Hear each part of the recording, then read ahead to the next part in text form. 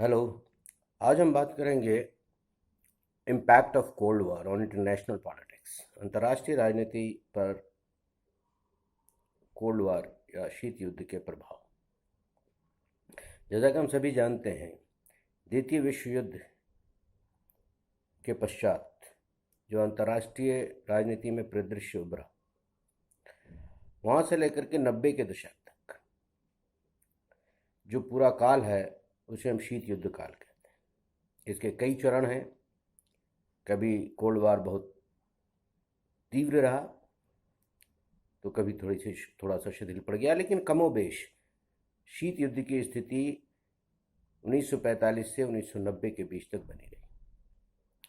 इस दौरान शीत युद्ध ने अंतर्राष्ट्रीय राजनीति को हर रूप से प्रभावित किया। It impacted from all sides. एक एक करके हम देखेंगे कि कोल्ड वॉर ने अंतर्राष्ट्रीय राजनीति पर क्या प्रभाव डाला। सबसे पहला प्रभाव देखते हैं कि अब तक बहुत सारी छोटी मोटी राइवलरियाँ, छोटे मोटे शत्रुता देशों के बीच हुआ करती थी। ये सभी शत्रुताएं, सभी राइवलरीज का अंत हो गया और अंतर्राष्ट्रीय राजनीति पर एक राइवलरी बची जिसमें दो महाशक्तियों के बीच शत्रुतापूर्ण संबंध रहे, तनावपूर्ण संबंध रहे और अन्य जितनी भी समस्याएं थी, जितनी भी देशों के बीच जितनी प्रकार की समस्याएं थी, सब that all these where pushed under the carpet. तो पूरा संसार दो ध्रुव में बंट गया। एक ब्लॉक का नेतृत्व संयुक्त राज्य अमेरिका कर रहा था और दूसरी ब्लॉक का नेतृत्व सोवियत संघ। तो इस प्रकार से पूरा संसार दो भागों में बंट गया, दो ध्रुवों में बंट गया और एक ही प्रकार की राइवलरी बची दोनों महाशक्तियों के बीच। अन्य राज्यों के लिए जो जगह थी कि वह दोनों में से किसी महाशक्तियों के साथ हो जाए। तो इस प्रकार पहली चीज़ ये देखने को मिली कि पहली बार अंतर्राष्ट्रीय राजनीति दो फाड़ में बट गई। दो दुनिया थी, दो पोल थे, दो ध्रुव थे। इसके बाद एक और जो इम्पैक्ट काउंट कर सकते वह है अंतर्राष्ट्रीय या वैश्विक स्थायित्व की स्थिति उत्पन्न हो गई। पहले आप देखेंगे कि द्वितीय विश्व युद्ध से पूर्व या पूरे 18वीं 19वीं शताब्दी में आप ये देखेंगे कि लगातार युद्ध हुआ करते थे। छोटे छोटे राज्यों के बीच युद्ध हुआ करते थे और अंतर्राष्ट्रीय मानचित्र पर कभी एक राज्य उभरता और एक राज्य समाप्त होता, कभी कई राज्य एक साथ समाप्त हो जाते, कभी कई राज्य एक साथ अस्तित्व में आ जाते। इस तरह से चीज़ें जो है होती रहती थी। युद्ध का वातावरण लगातार बना रहता था और ये परिवर्तन संसार के विभिन्न कोने में हुआ करते थे। सारे परिवर्तन पर एक जैसे रोक सी लग गई और अंतर्राष्ट्रीय स्तर पर अस्थायित्व आ गया, व्यवस्था का स्थायित्व आ गया, परिवर्तन कम से कम होने लगे।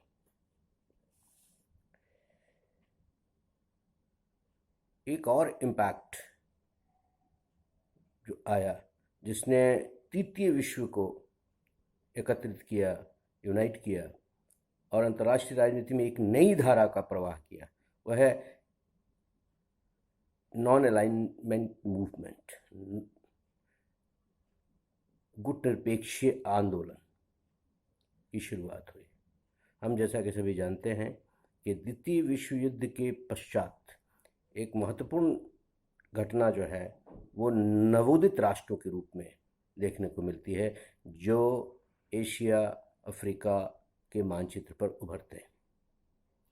ये नए राज्य जब अपने साम्राज्यवादी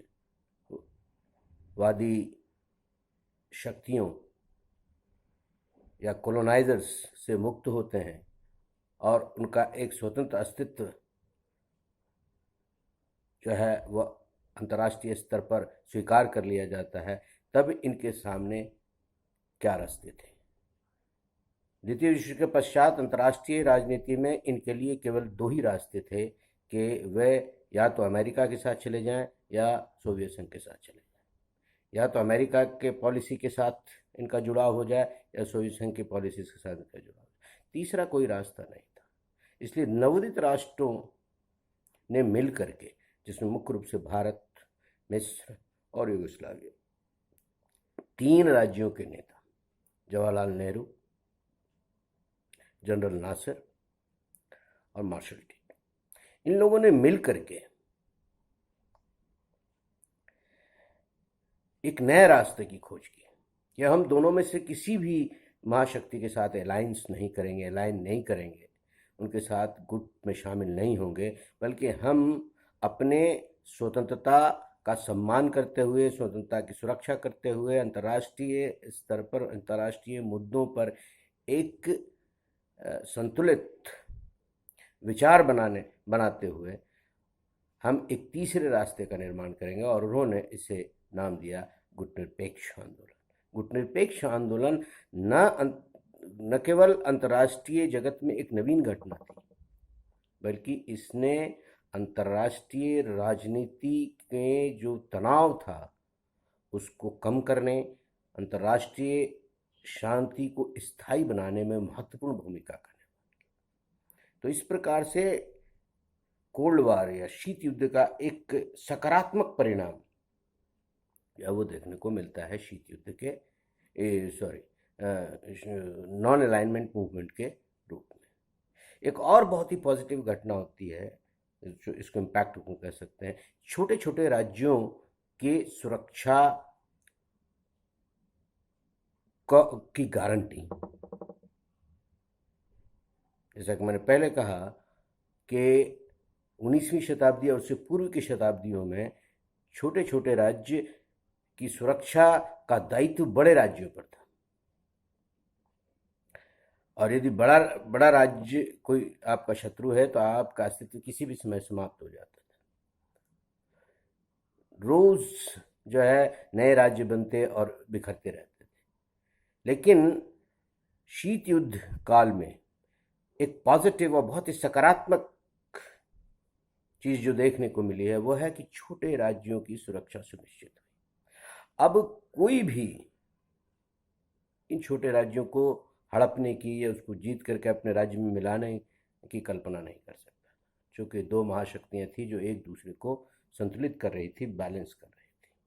और बैलेंस करने की क्षमता आ कहाँ से रही थी? वो एक इम्पैक्ट है कि दोनों महाशक्तियों ने और अन्य इनके अलायंस ने मिलकर के ओवरकिल कैपेसिटी का विकास कर लिया था। ये दोनों ही महाशक्तियां और इसके साथ जुड़े हुए राज्य जानते हैं। उसमें द्वितीय विश्व युद्ध के बाद ही इन लोगों के सामने ये बात स्पष्ट हो गई थी कि अब यदि तृतीय विश्व युद्ध हुआ तो चौथे विश्व युद्ध लड़ने की कोई संभावना नहीं बचेगी। तृतीय विश्व युद्ध में इस पूरा संसार नष्ट हो जाएगा। इसकी वजह यह कि उस समय से जो द्वितीय विश्व युद्ध के पूर्व से और उसके पश्चात जो शस्त्रीकरण की होड़ थी, उस शस्त्रीकरण की होड़ ने लोगों या राष्ट्रों के पास इतने अधिक हथियार इकट्ठा कर दिए, जिस हथियार से इस धरती को कई बार नष्ट किया जा सकता है। That is the overkill capacity all of them have acquired. So now there is a balance of terror. आतंक का या स्वयं के मिट जाने का, मैड म्यूचुअली एश्योर्ड डिस्ट्रक्शन का भय जो है, उसके कारण संसार में शांति है और छोटे राज्यों की सुरक्षा सुनिश्चित हुई है। और इसी के कारण तृतीय विश्व युद्ध की ओर हम लोग नहीं बढ़ रहे। अगले जो बात है कि द्वितीय विश्व युद्ध के दौरान एक बात जो है सुनिश्चित करने की कोशिश की गई थी कि जो सर्वाधिकारवादी व्यवस्था है, सर्वाधिकारवादी जो राजनीतिक व्यवस्था है, उसके लिए कोई जगह नहीं है। और जब संघर्ष हुआ था तो इसको ये नाम दिया गया था कि जो प्रजातांत्रिक देश हैं, जो फ्री वर्ल्ड है, they got United against against the world which was under the totalitarian rule, और इन दोनों के संघर्ष में विजयी हुए हैं जो स्वतंत्रता के पक्षधर हैं। परंतु सोवियत संघ के रूप में पुनः एक सर्वाधिकारवादी व्यवस्था स्थापित हुई, और केवल वहीं नहीं हुई, उसके जितने भी समर्थित राष्ट्र हैं वहाँ पर भी सर्वाधिकारवादी व्यवस्था स्थापित हुई। और इस प्रकार से शीत युद्ध के काल में सर्वाधिकारवादी व्यवस्था को प्रोत्साहन मिला और अंतर्राष्ट्रीय स्तर पर उसे स्वीकार्यता भी मिली। यह एक बड़ा डेवलपमेंट। शीत युद्ध का एक बुरा परिणाम जो हमें को देखने को मिलता है वह है यूएन के इनइफेक्टिव बॉडी में तब्दील होने के रूप में दिखाई देता है। संयुक्त राष्ट्र संघ सामूहिक सुरक्षा के सिद्धांत पर आधारित था। इसका निर्माण सर्वसम्मति से हुआ था और मुख्य उद्देश्य था कि ऐसी संभावनाओं को उत्पन्न न होने दिया जाए जो अंतर्राष्ट्रीय शांति को जो है इंडेंजर करते हैं, या उसको खतरा महसूस होता है, या अंतर्राष्ट्रीय शांति जो है खतरे में पड़ती है। यदि ऐसी संभावनाएं उत्पन्न होती हैं तो राष्ट्र सामूहिक रूप से इसका प्रतिकार करेंगे, इस परिस्थिति का मुकाबला करेंगे और अंतर्राष्ट्रीय शांति को सुनिश्चित करेंगे। लेकिन दो महाशक्तियों के उभरने से और दोनों महाशक्तियों के बीच शत्रुतापूर्ण संबंध के कारण संयुक्त राष्ट्र संघ की यह व्यवस्था कभी स्थापित नहीं हो पाई। जितने भी मुद्दे संयुक्त राष्ट्र संघ के पास आए, सिक्योरिटी काउंसिल के पास आए, वो दो महाशक्तियों की शत्रुता में जो है वो खारिज कर दिए गए। उन पर किसी प्रकार का निर्णय नहीं लिया जा सका, क्योंकि कोई भी समस्या है, यदि संयुक्त राष्ट्र अमेरिका के विरुद्ध जाता हुआ दिखा तो उन्होंने उसका वीटो का प्रयोग किया। यदि संयुक्त राष्ट्र सोवियत संघ के विरुद्ध जाता हुआ दिखा तो उन्होंने वीटो किया। क्योंकि ये दो महाशक्तियाँ, दोनों को वीटो अधिकार प्राप्त है सिक्योरिटी काउंसिल में, इसलिए और कोई भी निर्णय सर्वसम्मति के बिना नहीं लिया जा सकता। इसलिए कोई भी निर्णय नहीं लिया जा सकता क्योंकि इन्होंने महाशक्तियों में किसी ने जो है निषेधाधिकार का प्रयोग किया। और इस प्रकार से एक ऐसी संस्था जिसकी भूमिका बहुत अधिक महत्वपूर्ण होनी चाहिए थी, न केवल युद्ध को रोकने में बल्कि अंतर्राष्ट्रीय स्तर पर शांति और विकास की संभावनाओं को तलाशने की दुर्भाग्यपूर्ण तरीके से कह सकते हैं कि यह अंतर्राष्ट्रीय स्तर पर जो ये दो महाशक्तियों की भी शत्रुता रही, इसके कारण ये बड़ी संस्था जो है वो नाकाम साबित हुई। एक और प्रयास जो है जिसको धक्का लगा वो है निशस्त्रीकरण की। ड्यूरिंग सेकेंड वर्ल्ड वॉर प्रयास प्रारंभ हो गए थे कि न केवल युद्ध की सामग्री का प्रबंधन किया जाए, उस पर नियंत्रण किया जाए, बल्कि जितने हथियार इकट्ठे कर लिए गए उन हथियारों की संख्या में, उसकी मात्रा में, उसकी क्षमता में भी कमी लाई। निशस्त्रीकरण की प्रक्रिया कहते हैं।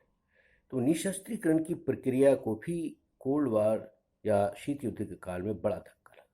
जब भी कोई निशस्त्रीकरण का प्रपोजल किसी देश के द्वारा लाया गया या विभिन्न देशों के द्वारा लाया गया या किसी अंतर्राष्ट्रीय संगठन के द्वारा लाया गया या यूनाइटेड नेशंस में, संयुक्त राष्ट्र संघ में इस मुद्दे को लाया गया, दोनों के बीच शत्रुता ने उस प्रस्ताव को ठुकरा दिया।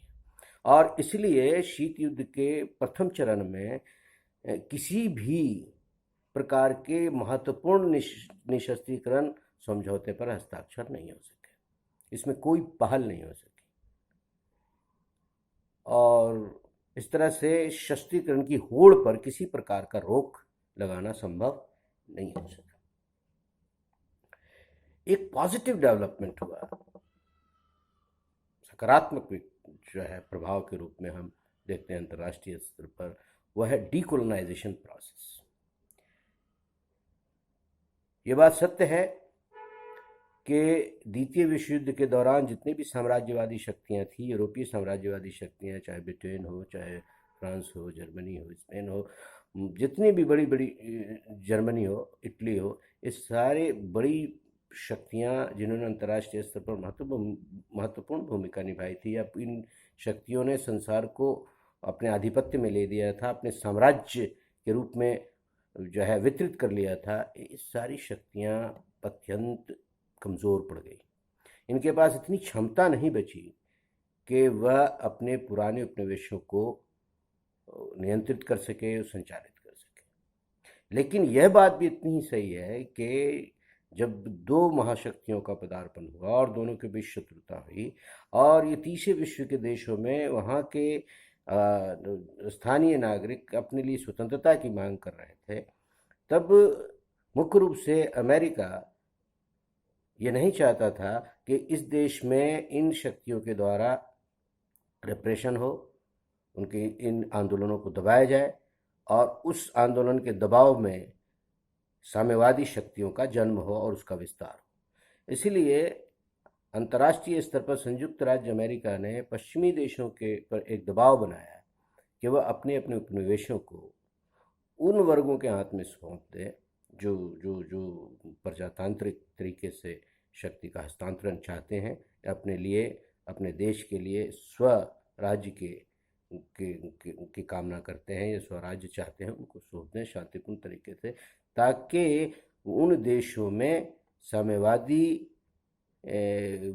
आंदोलन के विस्तार को रोका जा सके। और इस प्रभाव के कारण दोनों ही प्रभाव एक साथ मिलकर के, एक ओर तो साम्राज्यवादी शक्तियों का कमज़ोर हो जाना, दूसरी ओर अमेरिका का जो है ये दबाव की इन जो है देशों को आज़ाद किया जाए, और तीसरे उन स्थानीय क्षेत्रों में आंदोलनों का तीव्र हो जाना, सभी मिल करके अंतर्राष्ट्रीय स्तर पर एक प्रमुख विकास हुआ। और वो था कि लगातार बड़ी संख्या में एशिया और अफ्रीका के देश आज़ाद होते चले गए। और इसको यदि एक अर्थ में देखें तो 20वीं शताब्दी की सबसे बड़ी देन कही जा सकती है, जहां संसार के 2/3 हिस्से जो अब तक पराधीन थे वह स्वाधीन हो गए और वो उपनिवेशों से मुक्त हो गए और अंतर्राष्ट्रीय कम्युनिटी की संख्या लगातार बढ़ती गई। तो डीकोलोनाइजेशन प्रोसेस जो है उपनिवेशों की स्वतंत्रता एक बड़ी घटना जो है रही, जो है शीत युद्ध के काल में। एक और महत्वपूर्ण घटना घटती है, टेक्नोलॉजिकल इनोवेशन बहुत हुआ। शस्त्रीकरण की होड़ हो या साम्राज्यवाद का नव साम्राज्यवाद में परिवर्तन हो, इस परिवर्तन में जो प्रमुख भूमिका थी वो टेक्नोलॉजी और कैपिटल की थी। टेक्नोलॉजी और कैपिटल का बहुत विस्तार हुआ और इस टेक्नोलॉजी और कैपिटल की वजह से संसार बहुत समृद्ध हुआ। यह अलग बात है कि उस समृद्धता का उन संसाधनों का पूर्ण लाभ अभी तक तृतीय विश्व के देशों तक नहीं पहुंचा है, जिसके लिए वो मांग कर रहे हैं। और मांग के रूप में उन तृतीय विश्व के देश जो नवोदित राष्ट्र हैं, जो अभी अभी आज़ाद हुए हैं, 20वीं शताब्दी में आज़ाद हुए हैं, लंबे समय तक जो है उपनिवेशवाद का शिकार रहे हैं, उनके यहाँ आर्थिक शोषण दोहन चलता रहा, जिसके कारण वहाँ पर उचित रूप से उनके संसाधनों और सामर्थ्य के अनुरूप उनका आर्थिक विकास नहीं हो सका। उन देशों ने मिल करके एक और मांग रखी है कि नवीन अंतर्राष्ट्रीय आर्थिक व्यवस्था का निर्माण किया जाए, जिसमें विकसित देश और विकासशील देशों के बीच एक आर्थिक संतुलन पैदा किया जाए। ये भी अंतर्राष्ट्रीय राजनीति की एक प्रमुख घटना है। तो इस प्रकार से हम देखेंगे तो कोल्ड वॉर ने अंतर्राष्ट्रीय राजनीति को बहुत ही गहरे रूप से प्रभावित किया था।